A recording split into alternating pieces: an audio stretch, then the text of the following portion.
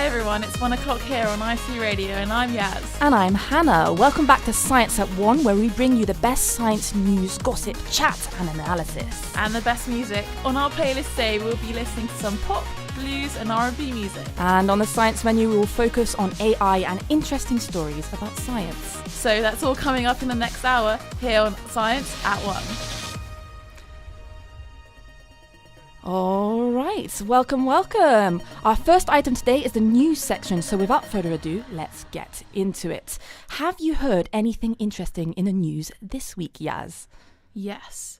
So when I was looking at Science in the News this week, I actually got such bad climate anxiety. Oh God, I know. And I remember texting you about it. And I was like, Hannah, this is stressing me out. Yeah.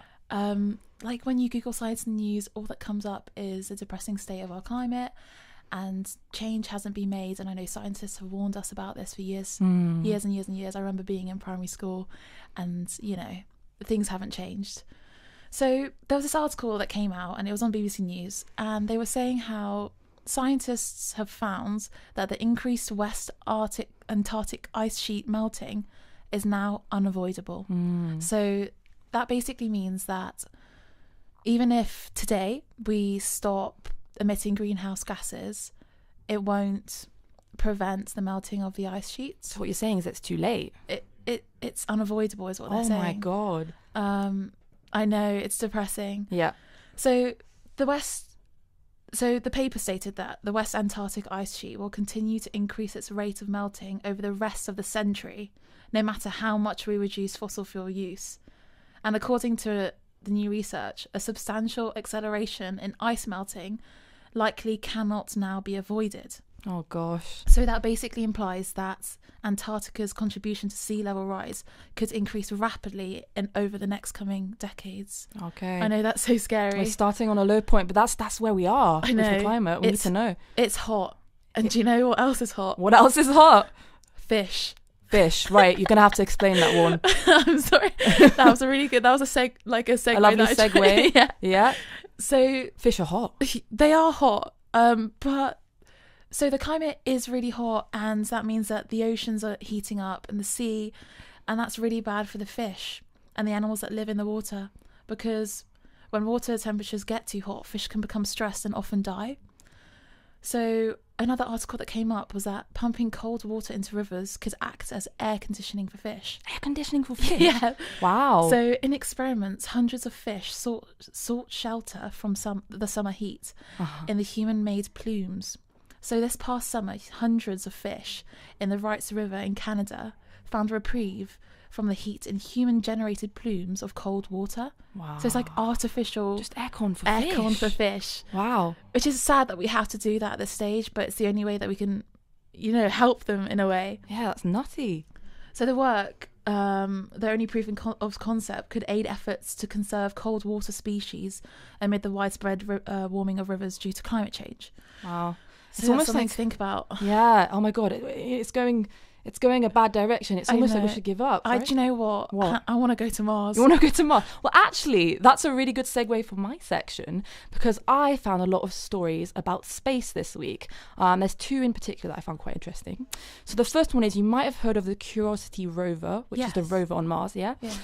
So there's a paper that came out very, very recently. This is hot news. Stop. It's hot news. They looked at the craters on Mars and they saw on the outside of them there were some grooves that they thought, hey, you know what, that could have been done by water. There might have been some erosion there. So what they did is they computerized and simulated a system of erosion, and they saw that what was happening on the computer really mimicked what they saw in the craters. There's actually some amazing photos of it, and I recommend, if you're interested at all, I think it's interesting. In Geophysical Research Letters, they've currently published those photos side to side, so you can make your own mind about that.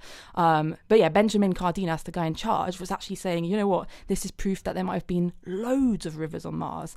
And of course, you might have heard before of them saying, where there's rivers, you can start thinking, well, maybe there was life out there. Yeah. Do you believe in life? Do I believe in life out there? I think there must be. It's so vast, there's a good chance.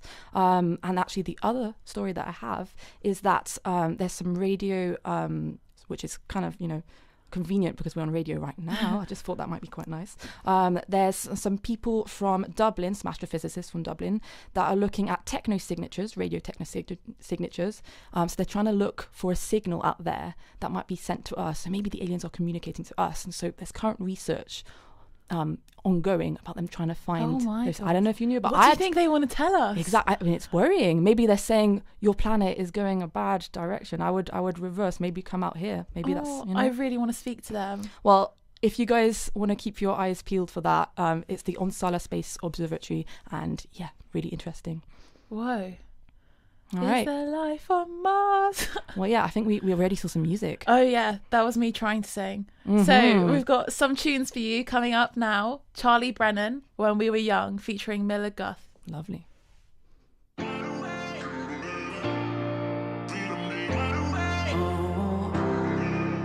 I've broken all my rules that I made for you. I made some boundaries that I cannot respect. And when you show your face the way you always do, then these four walls around me I cannot protect. Yeah, it's hard, the time it took to not need me anymore. Life moves by, but I'm still holding on. No, it gets better when you look at the time, but it's something I hold for the rest of my life. And just another regret, just another upset. After such a heartbreak, it's just another mistake. Still I think about all that we've done. Can you take me back to when we were young?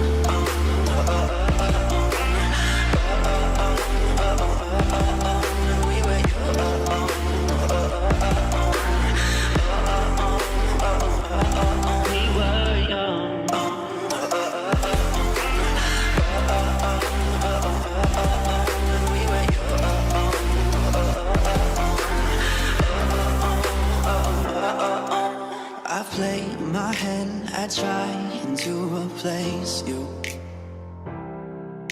My friends tell me that I've got nothing to lose. I pray that I can win this game for two. That's when I know that I will get over you. Oh yeah, it's hard, the time it took to not need me anymore. Life moves by, but I'm still holding on. No, it gets better when you look at the time, but it's something I hold for the rest of my life. And just another regret, just another upset. After such a heartbreak, it's just another mistake. Still I think about all that we've done. Can you take me back to when we were young? Back to when we were young.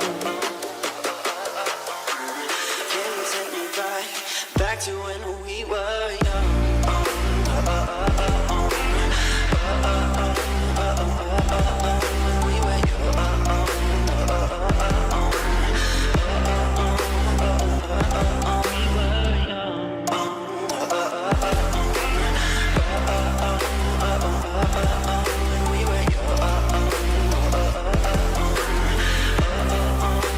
were back to when we were young.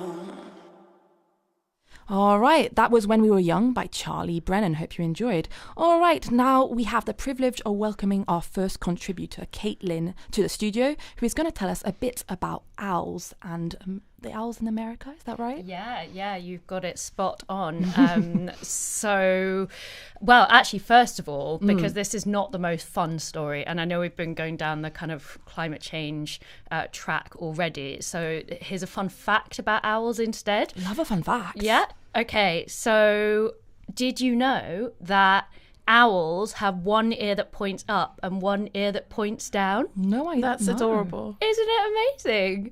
It's so that they can locate where their prey are, which they do, through sight, but also a lot by hearing. So they have one pointing up and one pointing down. Love that. I'll add that to my fun fact list. Exactly. Great. Yeah. I think it's a good fun fact.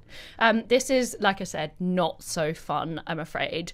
I'm ready. I've put my serious cap on. Okay. Ready. I can see it. It does make you look very serious. I look very put together. Maybe some serious spectacles as well would go down well too. I'll think about it. Yeah. So as you said, there's these owls in America, and we've got the northern spotted owl, and this is a really emblematic species for the US. It's a really, really important one, and their numbers have been plummeting since the last century because of logging. So huge logging operations in California and Oregon, and that was going on all of the last century, and it really, really reduced the numbers. Also, there's a lot of pesticide use in those places, in the agricultural areas. So rats and mice eat the pesticide, and then what do owls eat? Of course. Rats and mice. Rats and mice. Eventually. And rice. Yeah. But actually, even where old growth remained, scientists were noting that their numbers were still going down, and they also saw that these barred owls, which is another type of species which have these kind of stripes down their tummies, they were doing really well. And it's essentially because they're very adaptive, so they can eat way more types of prey species, and they can live in more cut up forests, things like that. So they've decided that to prevent the extinction of this northern spotted owl, they've started culling the barred owl. But both are native species, so we have this really, really difficult moral dilemma of, when is it justified to kill one species to save another?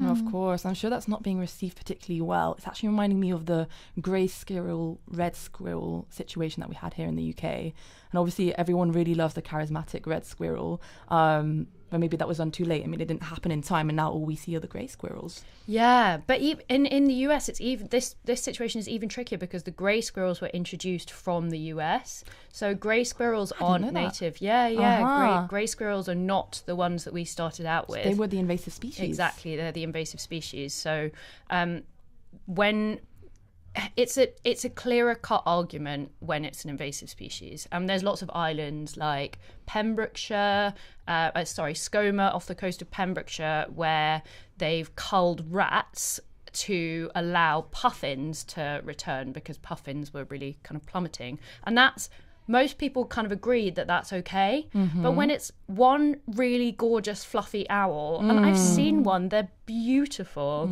to save another, then it gets quite tricky. Where do you stand on it? It's a tricky question, I know. What are your feelings? What are your gut feelings? I think I'm opposed in this situation because we're going to face so many more of these moral dilemmas. The climate crisis is going to change habitats across the world. That's true. And so we're going to have way more species where one is doing better than the other. And kind of who are we to decide that they should be culled? If I'm going to play devil's advocate to myself, the arguments for are that we would lose a really wonderful species of bird, and that also it's our fault this happened, so we should be the ones to fix it, and that they're going to survive. The barred owls are going to survive. They can cope with the culling.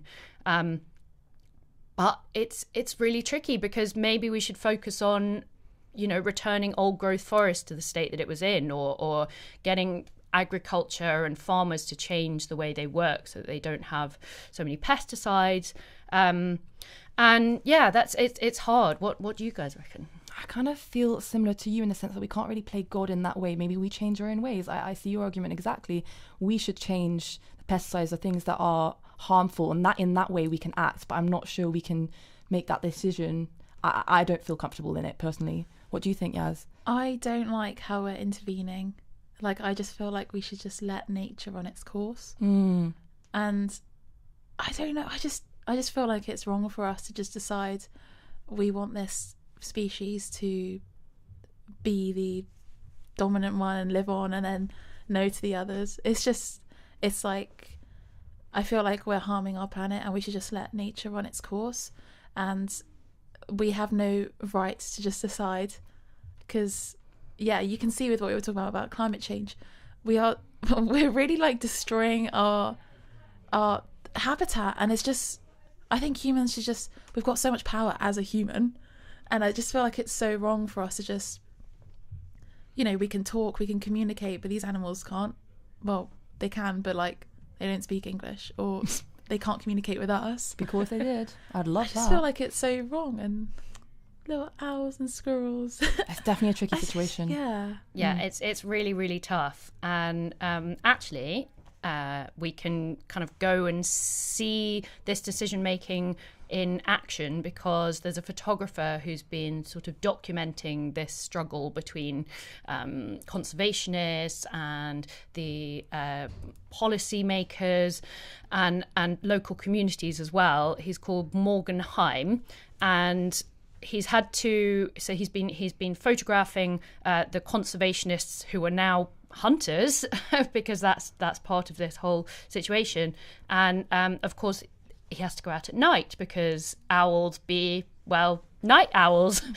Owls be night owls. You heard it here. Night owls. This is breaking news on Science at One. There we go. But so he used infrared photography to capture these images, and they're really stark and moving. And some of them are in the Wildlife Photographer of the Year exhibition. Amazing. Yeah, and it's just opened up last week. So we've got 6 of his photos in that exhibition, and you can go and see them and decide for yourself whether we should be culling one species to save another. Perfect. And let us know as well. Thank you so much for coming. I've heard somewhere out there that I'm really sorry, but everyone needs to hear this. I heard you do a good owl impression. So just before we go on to the music, yeah, it's true. Could you please do, if everyone's quiet, an owl impression? Is this Caitlin or an owl? You heard it here. Here you go. I'm shocked. You should go on to Britain's Got Talent for that. There it is. I think she'd win. Unfortunately, I can't sing as an owl yet, but I'm working on it. Yeah. Next year. Yeah. Oh, Caitlin, thank you so much for this story and for coming in. Thank you for having me on. It's been a really interesting discussion. I hope to hear more about your impressions soon. But back to the music now. Here's Mr. Hollywood by Rin. Hollywood, you ain't been acting like you probably should. It's time you listen, Mr. Hollywood. You're not the same guy from the neighborhood. You think you're better, Mr. Hollywood. You ain't been acting like you probably should. It's time you listen, Mr. Hollywood. You're not the same guy from the neighborhood. You think you're better, Mr. I'm spilling the tea. The people you meet, please don't lie to me, cause I know you don't do it for free. I'm calling you out, we sick of your shit. Killing the game, but we secretly hope that you quit. They go to your shows, they're going crazy. God save your soul, Lord, can you hear me? I rest in pieces, just give me a reason. Perform, that's all you'll be ever, but now you feel empty. Hollywood, you ain't been acting like you probably should. It's time you listen, Mr. Hollywood. You're not the same guy from the neighborhood. You think you're better, Mr. Hollywood. You ain't been acting like you probably should. It's time you listen, Mr. Hollywood. You're not the same guy from the neighborhood. You think you're better, Mr. We heard what you do, been spilling for weeks. You worry about cloud, but you really should worry about me. I'm calling you out, we sick of your shit. Why won't you admit that you'll never be making the list? They go to your shows, they're going crazy. God save your soul, Lord, can you hear me? I rest in pieces, just give me a reason. Perform, that's all you'll be ever, but now you feel empty. Hollywood, you ain't been acting like you probably should. It's time you listen, Mr. Hollywood. You're not the same guy from the neighborhood. You think you're better, Mr. Hollywood. You ain't been acting like you probably should. It's time you listen, Mr. Hollywood. You're not the same guy from the neighborhood. You think you're better, Mr. All right, and now on to our next story. We had the amazing opportunity to interview one of our own here at Imperial, Kanta Dihal, the internal expert on AI, and she's going to speak a bit about the relationship between AI and education, and Yaz is going to interview her. Thank you. Many schools and universities have had a knee-jerk reaction to AI, such as ChatGPT, leading to outright bans of its use. In practice, how challenging is that to enforce? I think in practice it's going to be very difficult to enforce a complete ban of any kind of cheating. In a way, ChatGPT used illegitimately is a new way of cheating. So having a ban and enforcing it are two different things. But I should point out that because of experience, many people in education have learned how to spot ways in which all kinds of things have been done illegitimately. And so the use of ChatGPT, it is often possible to spot that. I think I saw somewhere that there might now be software or potentially an AI which is 90% accurate at figuring out whether work has been produced by Gen AI or whether it's been done by a human. Did you see that? Yes, I have seen this kind of software being advertised, and I find it quite hilarious, like AIs chasing AIs and hunting them down. It's all a bit Blade Runner. But the unfortunate side effect of these technologies is that even if they are 90% accurate, which I haven't seen any that are yet, the problem of false positives is much bigger, because there is a tendency to believe the machine when the machine says X. This is called automation bias. So automation bias means that if a machine flags up something as suspicious, then people have a tendency to go with it.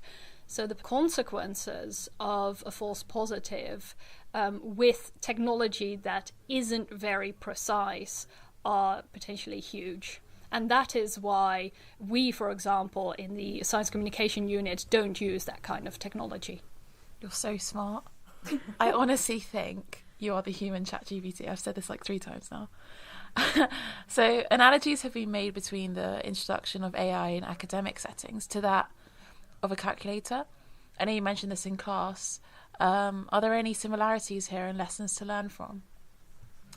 Yes, so I am of the generation where my maths teachers in school would tell me, oh, you're not going to have a calculator in your pocket when you grow up, so you better learn how to do these kind of calculations in your head. Well, look at us now. And I think there is definitely a lesson to be learned there. There's always a disruptive technology that undermines some of the things that we have learned, that were considered fundamental to our schooling. And with all of those technologies, there is a balance to strike. Do you use the technology knowing that this will prepare people for a future in which they'll be using the technology? Or do you train people not to need the technology so that if the technology falls apart, comes crashing down, you can still manage in the future without it? Or do you try and strike a balance of, we'll show you how to use it, but don't use it too much? And it's that balance that we now try to strike, here at Imperial at least, but that is also going to be a very difficult one to find. So, in your opinion, will our increasing reliance on AI give us more time to expand our creativity, or will it just simply bring us closer to becoming a hive mind, like plagued by unoriginality? I like that phrasing, a hive mind plagued by unoriginality, because there are many people who would think, no, but isn't a hive mind able to be more original and more creative if it's fed by the thoughts and feelings and ideas of so many billions of people? And that is kind of the paradox of modern technology, is if everybody is able to share everything, is that liberating and increasing creativity or shutting it down? And I think that, like with all information sharing technologies, the impacts are going to be unequally distributed. I think it might free up time for creativity for some people, but for many others, this might be a way in which their jobs become threatened, or a new way of engaging in badly paid side hustles and doing much more of that in the same time period, because ChatGPT can do all the rest. Yeah.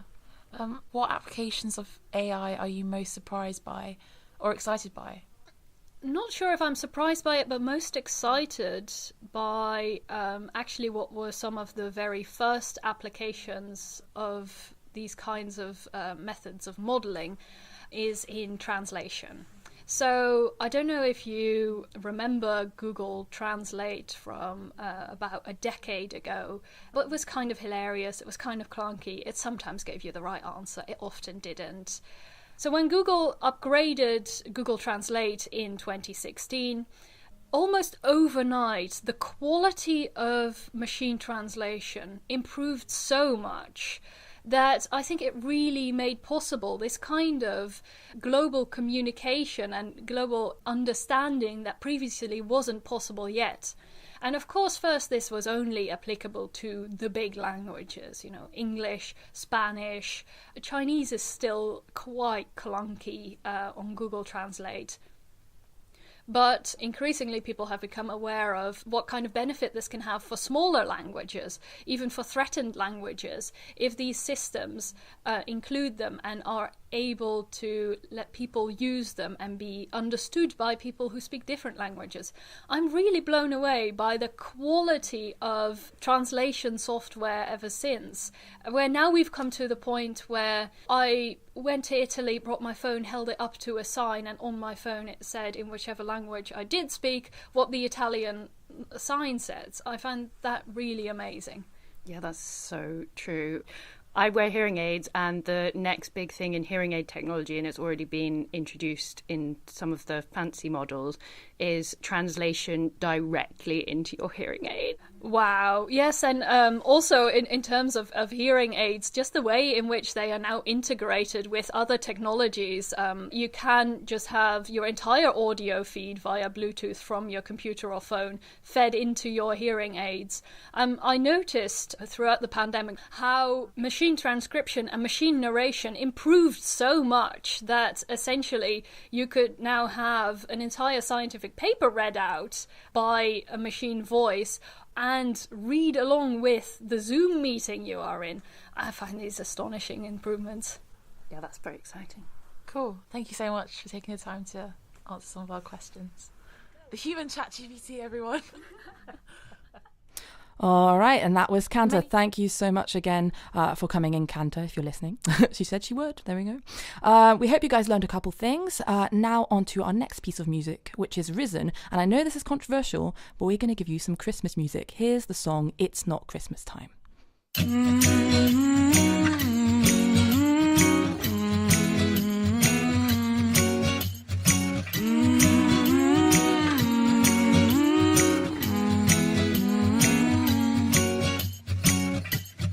Time of the year now, you got people falling in love. It brings you good cheer now when the mistletoe is above. Can you hear Santa driving the sleigh? Or was it the Grinch and he got away? Caravans alone, not acting afraid. Never get a white Christmas, but today snowflakes falling down, it's Christmas time, but you're not here right now to put up the lights.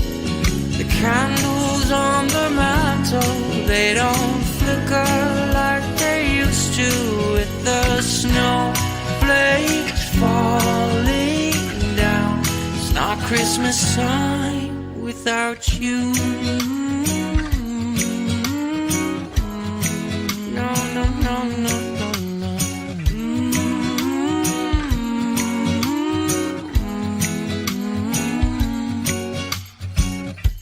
It's been a few years now, and this cold town's not quite the same.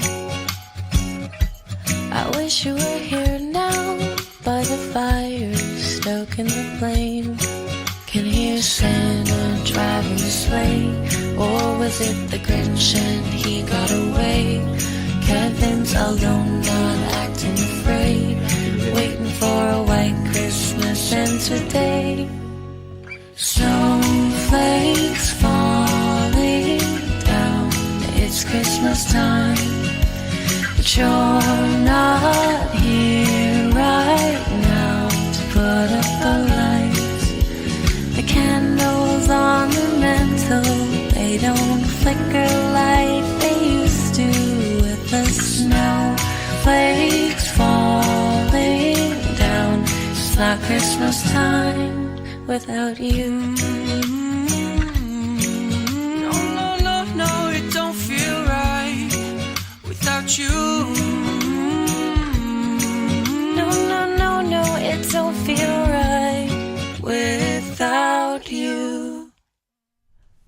Okay, that was a lovely song, a bit too Christmassy for me, but Alright, there we alright. go. I feel like it's just too early. Okay, our next item on the agenda is Science shockers. and we welcome Tom into the radio show. Hi, Tom. Hi, everyone. So we'd like to ask the audience to also share their science shockers right now. So this is the time to contribute to the show. Yes, please do email in for future weeks. Our email is science1 spelt like the word, 9 spelt like the number. So science19, sorry, it's a bit confusing, at gmail.com. And if you can't spell, then Then visit our website. it's okay. It's We're here okay. for you. It's all right. All right, Tom, welcome. Take it away. Thank you. Well, over the last week, we've received lots of messages from listeners of the show about the weird, wonderful, and totally wrong things they used to believe before science came into the rescue. And the first one we're going to start with is from Dan, and he believed that all dogs were male and all cats were female. Is that something either of you have ever thought? No, because I believe in equality and not sexism. That's where that comes from. This angers me because I remember Tommy telling me before the show. I am so enraged by just. Yeah, well, this is the thing. I mean, a lot of people actually used to think this, and I kind of dug around and did some research, and there's a professor of psychology from the British Columbia, and he's had a preliminary look at this, and he thinks that it might be to do with how dogs and cats are represented in children's books. Oh, interesting. So he looked at 274 books and found that most of the time dogs were male and cats were kind of in a thing. So 86% of the dogs in the books were male, whereas 11% were female and 3 had no indicated gender. And the situation in cats was kind of more balanced with similar percentages of male and female and about 10% gender neutral. So there is some backing to this idea, but I also found it quite strange. That was from Dan. That's interesting because I think a lot of sort of the dog characters, dog cartoons or cat cartoons that I can think of, so probably aimed at children, I feel like a lot of the dogs are male and a lot of the cats... Scooby-Doo's a boy. He's a boy. A lot of the cats, like Hello Kitty, are female. So I don't, is that because like dogs are seen as like loud, like fun, like boisterous, and like you can play with them, but cats are kind of quiet, and then do people's back in like sexist people. Sexist views get transmitted onto them. This really annoys me. I'm sorry, I can't speak right now. All right. Yes, there's a lot of work to be done there. But anyway, the next person who called in was Sarah, and she thought humans used to live among dinosaurs. Okay. Yeah, strange. But I did also have a little look online, and there was a survey conducted by YouGov in 2015, and it reported that 41% of Americans believed humans and dinosaurs coexisted. So lived at the same time. Escapes from Tyrannosaurus Rex. Yeah. I think it's because they've watched too much Jurassic World. Well, Jurassic World kind of brought them back. I mean, maybe the Flintstones. Yeah. I was actually talking. Okay. I was talking with someone about this today, and their theory was, you know how if you go to a museum, there's the little kind of like size guide of like how big a human is versus a dinosaur, and that might actually be making them feel like they were around at the same time. So if you're a curator of a museum, just bear that in mind. But it is worth caveating. Yeah. So just to tell you, in reality, we just missed them by about 65 million years. Oh, so close. So close. So it was, humans are thought to kind of appear around 300,000 years ago, and way after the dinosaurs or non-avian dinosaurs disappeared. And I kind of say non-avian because birds are descendants of dinosaurs. So some do argue that they technically live among us today. So maybe it's partly true in a way. Yeah, You know so what? there is that. I was eyeing up some pigeons today and I was like, you're a dinosaur. Could take you on. But I think it's all a bit far-fetched. There's one that I think more people will relate to, and that's how many spiders do you think we eat while we sleep I a knew year? that's what you were going to say. I feel like we've been told this story since we were younger, and It's I've fake been told news. 7. I've been told 14. It's fake news. I've we heard do 0. not sleep and eat spiders. Like, I just, no. What did you find? I have to agree with Yaz, or the experts agree with Yes. Yaz. There is some kind of different debate. Some people say 10, some people say 5. I've heard But in everything. reality, if you ask anyone who knows anything about spiders, they'll probably say 0. How many spiders do you have in your room? So many. Oh my God. Good point. But I mean, has anyone ever seen, well, you rarely come across spiders that go on your pillow Yeah. for a start. And that's when you're not in the bed. But then when you're sleeping, spiders crawl into your don't mouth. tend to want to be around you. And okay, some people say, oh, they like the warm, Warm, your- moist air. but they don't coming like up. they don't Yeah. like they don't like being like breathed on. So Oh, yeah, I think. have you ever blown at a spider? They hate it. That's Do you know what? true. I actually haven't. On the many in my bedroom I have. I think a spider would just die if it came anywhere near my mouth. The breath. Like, ugh. Yeah, and the last thing is that we don't automatically swallow anything that crawls into our mouth. That's true. So really, spiders don't want to be near us, and even if they did, we probably wouldn't swallow them. We'd probably wake up. So if you're thinking, oh my God, I always eat 8 spiders a year, you can probably rest assured knowing that you don't. I'm glad that's that myth Oh, busted. Yes. Now, when I wake up, I'm not going to be like, oh, that was. Yeah, while we're on the topic of sleep, my dad, I'm sure he won't mind me saying this, sleeps with a bobble hat on his head to keep himself warm at night. And he's always said it's because he loses half the heat out of his head. So like he says, as humans, you lose half the heat out of your head. Is that something you've ever heard, like a myth-wise? I've not heard that one. Does he have hair? He doesn't have hair, so maybe it is. Maybe that's the reason why. But this is actually a common myth, and it comes down to a old U.S. Army field manual that estimated soldiers could lose 40 to 45% of their body heat through an unprotected head. But if you actually stop and think about it, that technically means you could be naked except for a hat and lose the same amount of body heat as a fully clothed person without a hat. So yeah, you can quite easily realise that that's not right. But a 2008 study found that it's more in the 10% range. But you often see, mums telling their kids to wear hats, and that's totally justified, especially, considering compared to adults, their heads are much bigger in comparison to their bodies. That makes sense. Yeah. That makes sense. All right, so that one's from your dad. Well, it came of inspiration from my Ah, dad. it was inspired by. Exactly. And the final one I'd like to share today actually comes from this week's producer, Celine. Big up, Celine. And she used to believe that the world was black and white because of Oh. old movies. I feel bet like this I've is heard that because she's before. French. She's into those Oh, old movies do you know what? and all of that. That checks out. It's the French. I don't know what they're on. And I think a lot of people actually subscribe to that.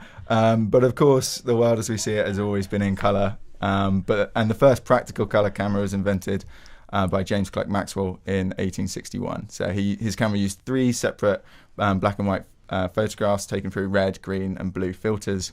And these 3 photographs were later combined to create a full colour image. So that was this week's Science Shockers. Wow, thank you so much. I found those really interesting. You know that Tom, last you've one? shocked me. But you know that last one? I think sometimes, I know that that's not true, but I sometimes think, still, in my brain, I think that life is in black and white a little bit. I don't know, back You guys then. are all weird. I don't know.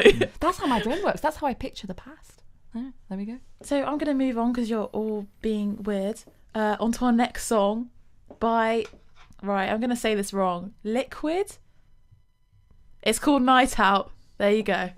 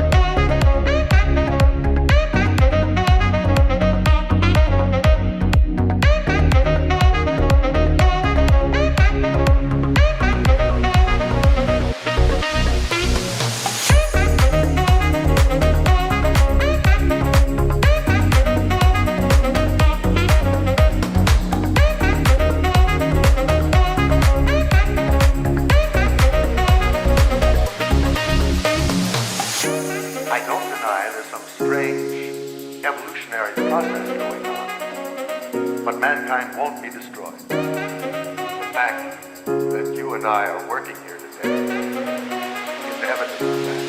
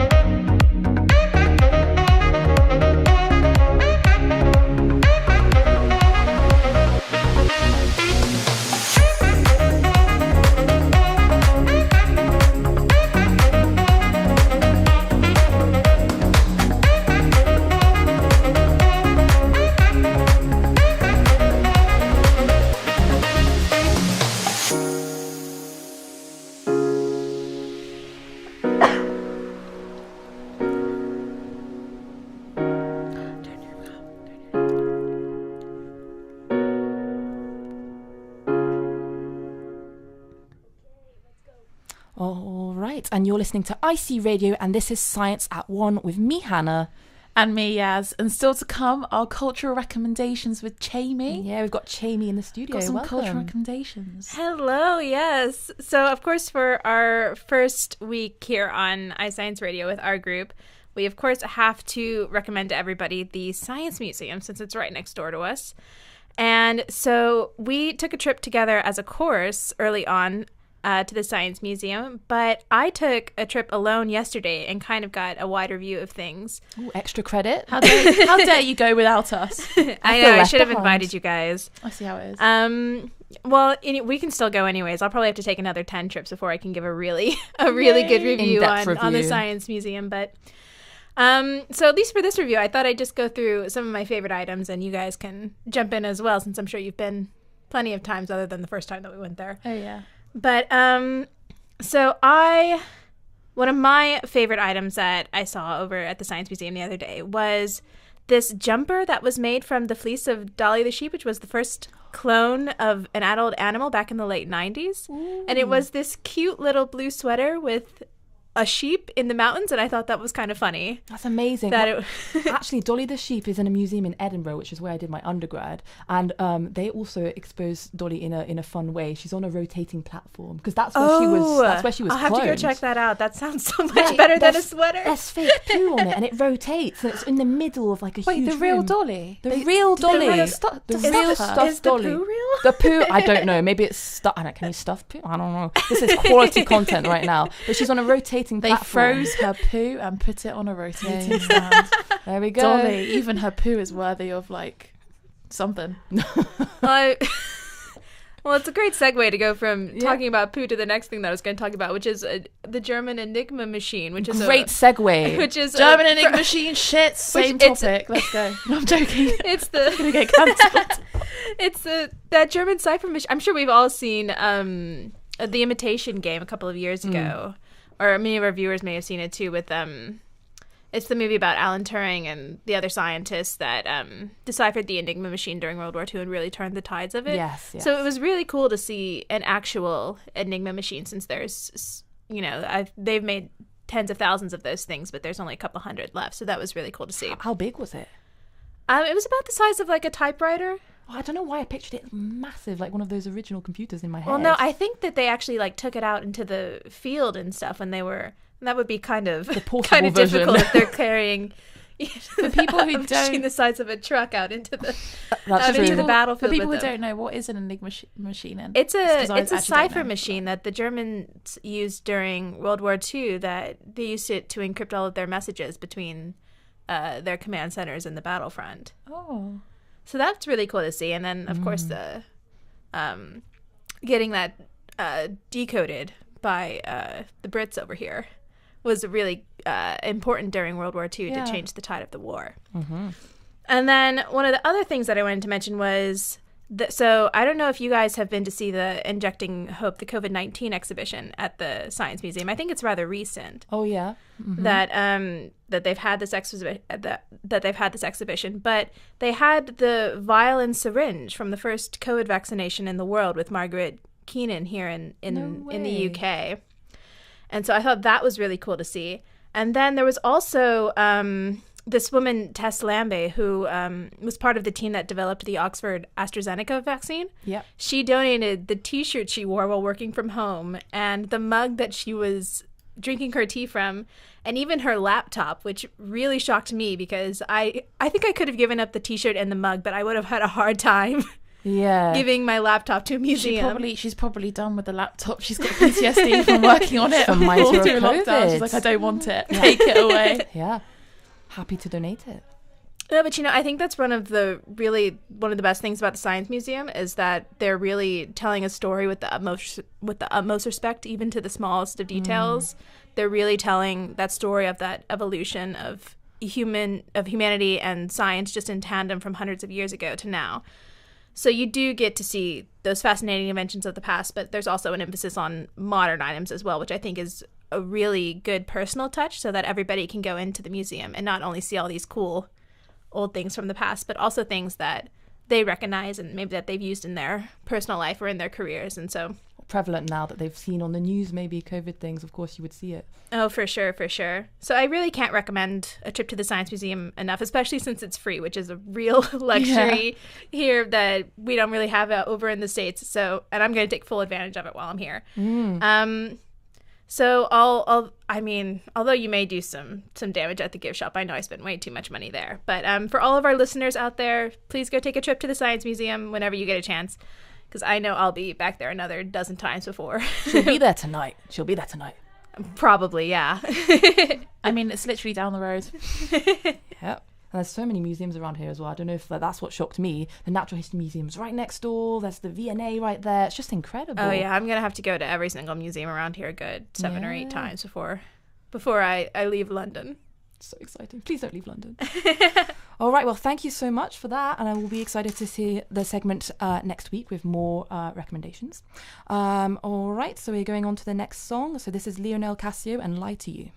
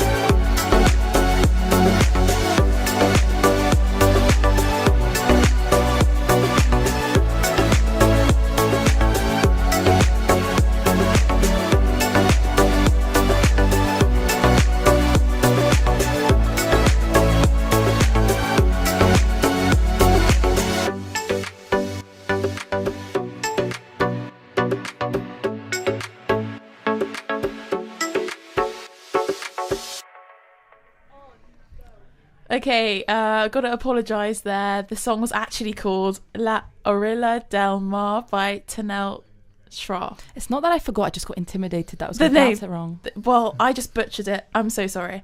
But yeah, so we're coming closely to the end of the show. No. I know, but to finish on a happy, we'd like to propose to you a game. Yeah, a game. A game. Something we've invented in-house that we think would be quite fun.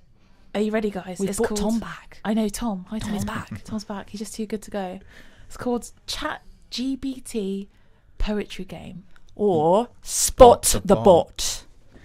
Yeah, absolutely. So spot the bot. So what I did this week was give ChatGPT a challenge to write a poem.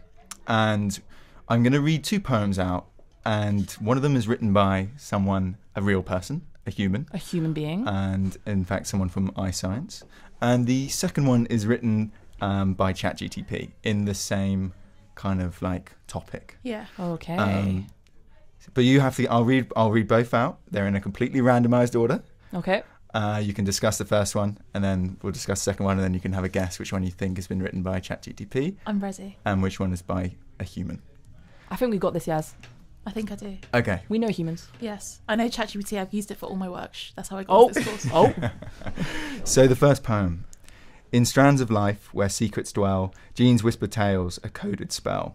DNA's dance, a spiral song, a symphony where we belong. Mutations weave their mystic art, birthing change, a brand new start. In tiny twists, evolution's hand shapes life's course across the land.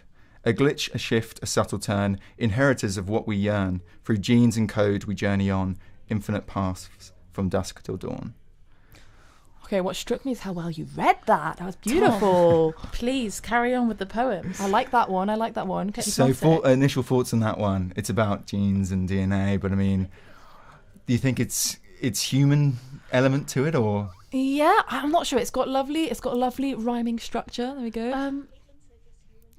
I don't know. To me, poems just sounds like gibberish, so I can't really tell. We've got 2 people chiming in. Solina, our producer, she thinks it's ChatGPT, but Caitlin's come back and she said, nope, that's human. Well, there we go. Well, let's listen to the second one, and then maybe it'll become more clear. All right, give us the second one. Or maybe not. The second poem goes, a fault in DNA which you cannot see. Base is not quite sewn at the seams, thread by thread coming free. We know not why, it's a mystery. An imperfection in the genetic code, a loss of information precious and bestowed, thread by thread coming free. We know why, not why, it's a mystery. Deletion, mismatch, substitution, a myriad of molecular chaos and confusion, thread by thread coming free.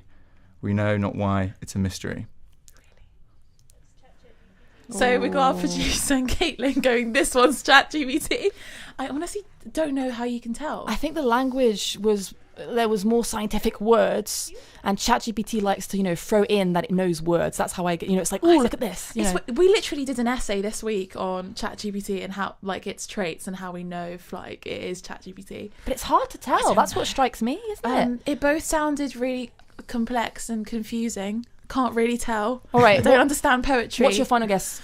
If you had to guess. Spot the bot. The people are saying ChatGPT for the second one. I think the bot is the second one. Although Gareth, the man that knows everything about radio and life, the radio god, has spoken, and he said the second one is human. Right, let's go with B. I go with Gareth. Let's go with B. The second one B is the bot. Are you saying B is the bot? B is the bot. Spot the bot. Okay, sorry, B. Gareth. Love you. Well, that's with Gareth, no? No, Gareth says it's a human. We're going with A. A is the bot. A is the bot. There you have it, guys. You should always listen to Gareth. Gareth! He is the god of radio, and he knows his god. human poetry because God. it was, in fact, the second which was done by a human, by Freya Masters, no doubt. So that is the credit that she deserves there. And it is paraphrased slightly, so I took one of her verses away there. But absolutely, the first one was written Conclusion, by... listen to your teachers, because they are the gods. I love this. Shall we do another one? Do you have another one? I have one last one.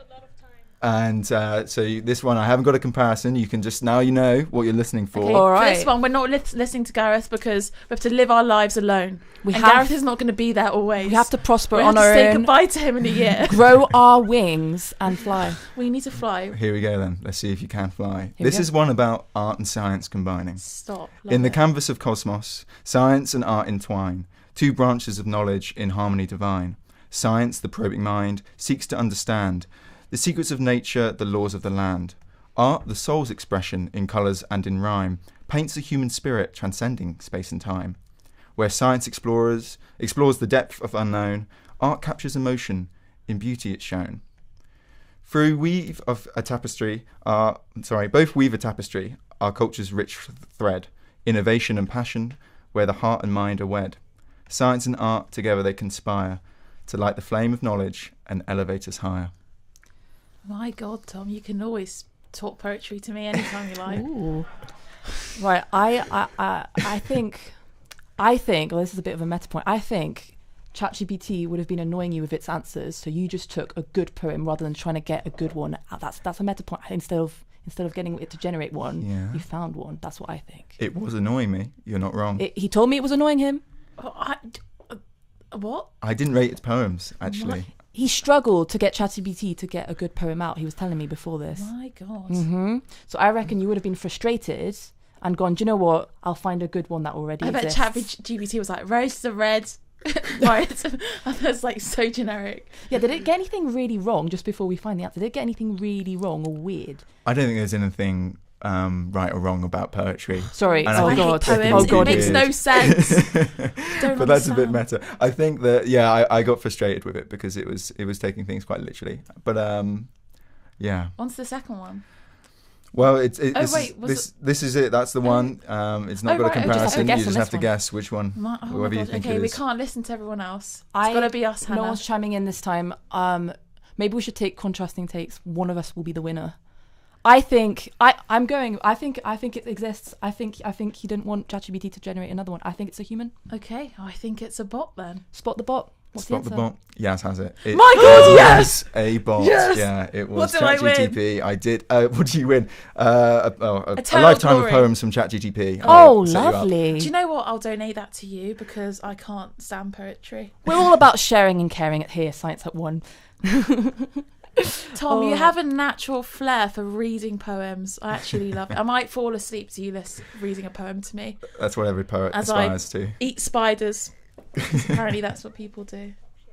All right, and that brings us to the end of our final segment. Do we have No! anything you take away from this? Anything you've learned? What is staying with you from this show, Yaz? What have I learned? I've learned that our planet is dying. Yeah. But it's okay because we're amongst friends and knowledgeable people, and I've got Tom to sing poetry to me, so it's all going to be fine. Fish are going to have air conditioning. Fish are okay. They're going to be all right. They're all right. Mars, there's hope. There's some rivers up there. There are some rivers. They're currently empty.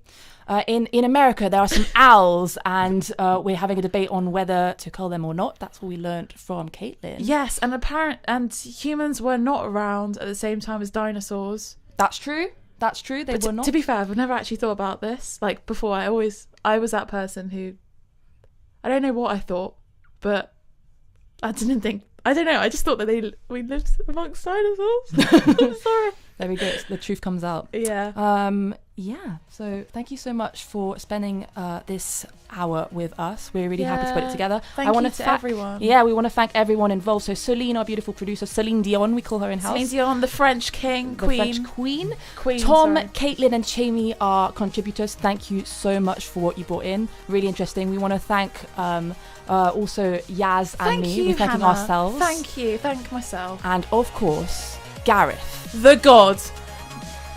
The radio god. And finally, thank you guys for tuning in. We're very, very grateful. All 7 of you. All 7 or 100, we don't know what it is, but thank you so much for spending this hour with us. And contact us, don't forget, at science19@gmail.com.